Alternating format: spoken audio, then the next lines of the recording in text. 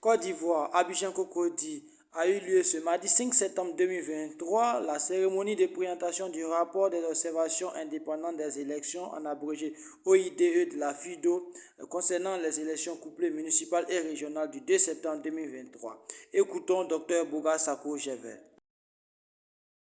B. Concernant des actes de fraude ou de violence. 1.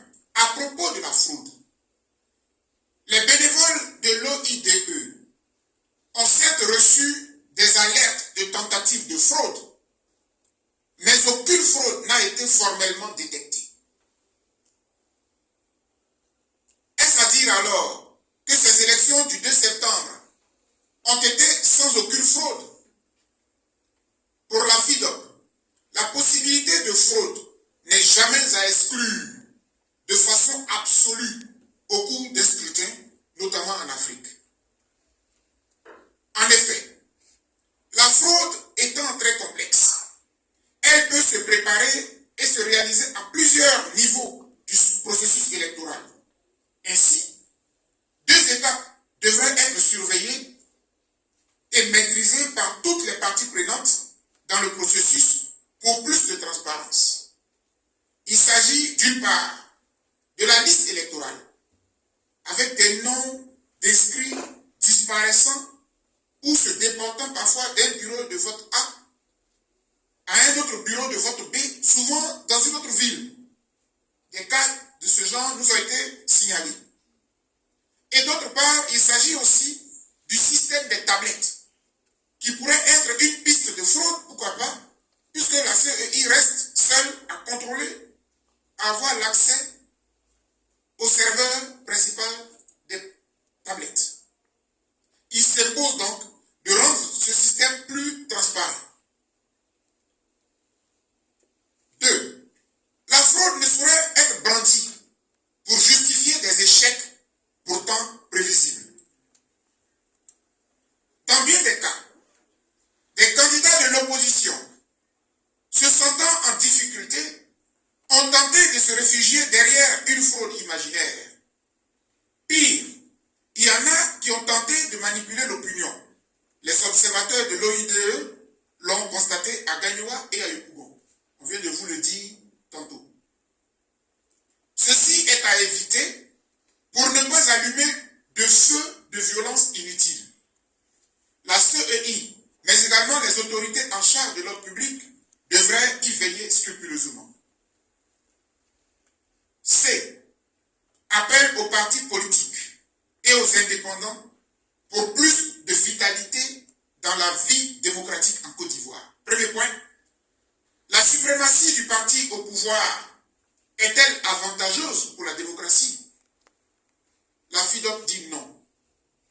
En effet, même si le RHDP a remporté ces élections de façon écrasante, le parti au pouvoir devrait tout de même œuvrer pour que le jeu électoral soit plus ouvert, qu'il soit juste, transparent et à chance égale pour tous les candidats.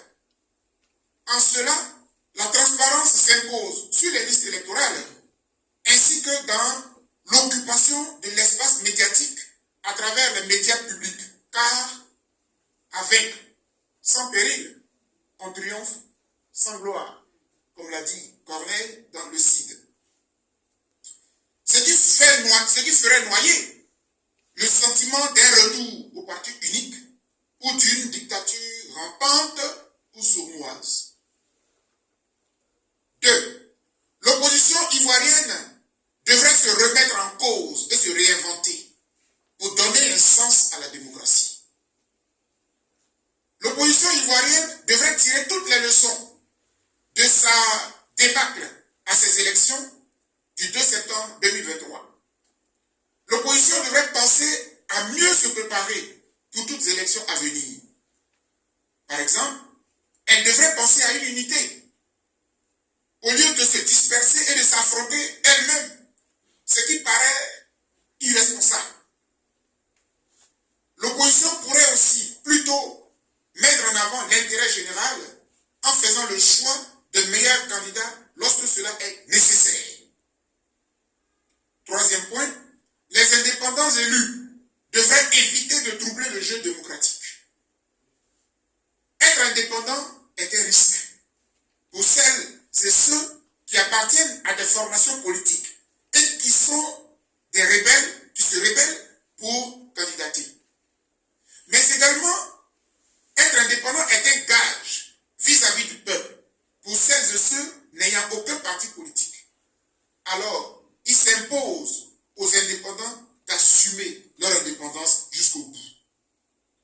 Retourner vers son parti d'origine pour lui verser sa victoire à l'issue du scrutin ou rejoindre un quelconque parti avec sa victoire dans le but de grossir le nombre d'élus de celui-ci, moyennant généralement forte rémunération, est une haute trahison à l'égard du peuple, qui devrait penser à ne plus jamais vous accorder sa confiance à l'avenir.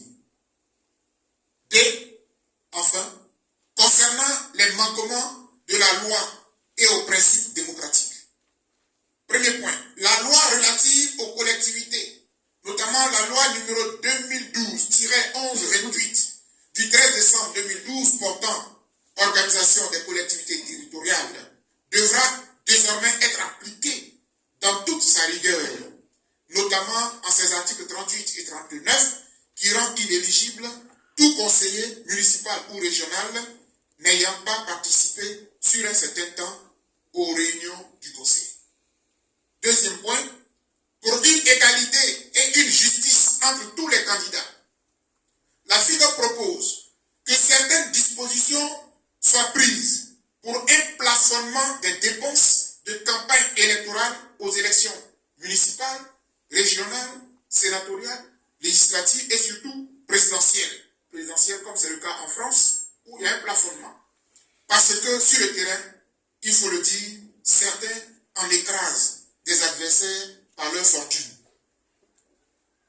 Troisième point, s'agissant de la participation des membres du gouvernement, des présidents d'institutions ou des directeurs généraux de l'État à tous les scrutins, la FIDOC estime que la participation de ces personnalités à ces élections devrait être encadrée et contrôlée puisque leur statut influence parfois certains électeurs.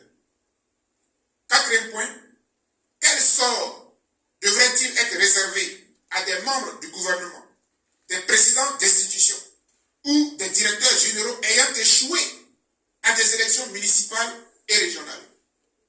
Pour la FIDOC, le fait que le peuple, notamment dans leur propre région, leur a refusé sa confiance, ces personnalités auront perdu de leur légitimité et donc de leur autorité.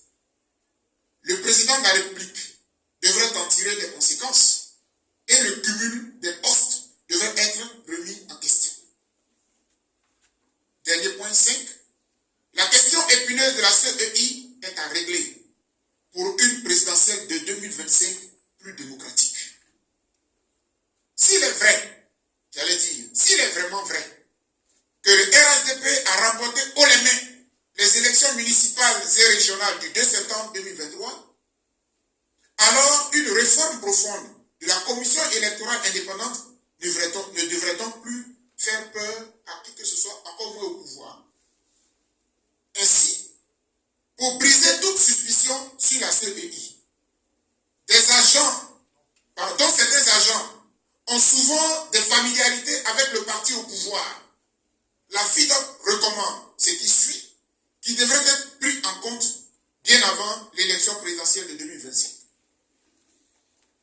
Que la CEI centrale et les CEI locales soient totalement réformées pour être dirigées par des acteurs de la société civile, comme ce fut le cas en 2000, avec certes des représentants d'institutions de l'État, mais n'ayant que le statut d'observateur sans droit de vote.